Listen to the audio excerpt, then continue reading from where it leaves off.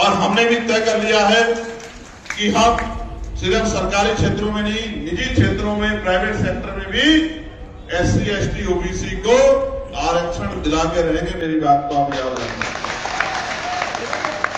अरे 50% की सीमा का रोना रोने वालों, अब कान खोलकर सुन लो।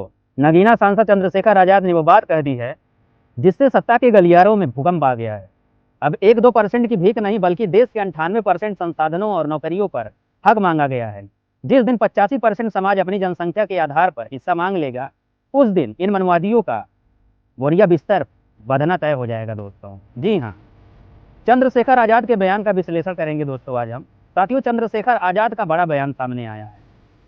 उन्होंने साफ कह दिया है कि देश के SC ST और OBC वर्ग को, चाहे वो सरकारी सेक्टर हो, निजी क्षेत्र हो या संगठित असंगठित क्षेत्र हो, दोस्तों हर जगह उनकी संख्या के आधार पर 98% आरक्षण दिलाकर रहेंगे। जी हाँ, आपने सही सुना दोस्तों। आजाद ने सीधी चेतावनी दी है कि हमें इससे कोई नहीं रोक सकता है, इसके लिए चाहे हम कुछ भी करना पड़े। यह बयान सिर्फ एक नेता का नहीं है, ये उस करोड़ों युवाओं की आवाज़ है जो आज डिग्री हाथ में लेकर सड़कों पर धक्के खा रहे हैं, जबकि सरकारी विभागों में निजीकरण के नाम पर पूंजीपतियों को बेचा जा रहा है। दोस्तों, सिस्टम का बड़ा प्रहार है ये दोस्तों। आज तक हमें जातियों में बांटकर सिर्फ 50% की सीमा में उलझा कर रखा गया, लेकिन ये कैसा न्याय है जहाँ 85% आबादी वाले समाज को मुट्ठी भर नौकरियों के लिए तरसाया जाता है।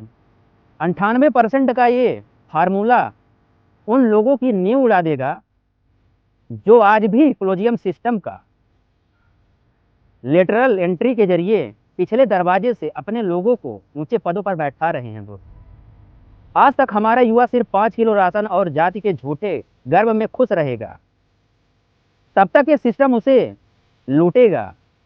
लेकिन जिस दिन वह चंद्रशेखर आजाद के इस आह्वान को समझ गया, उस दिन इस देश की व्यवस्था बदल जाएगी। जी हाँ दोस्तों, अब ये समाज जाग चुका है।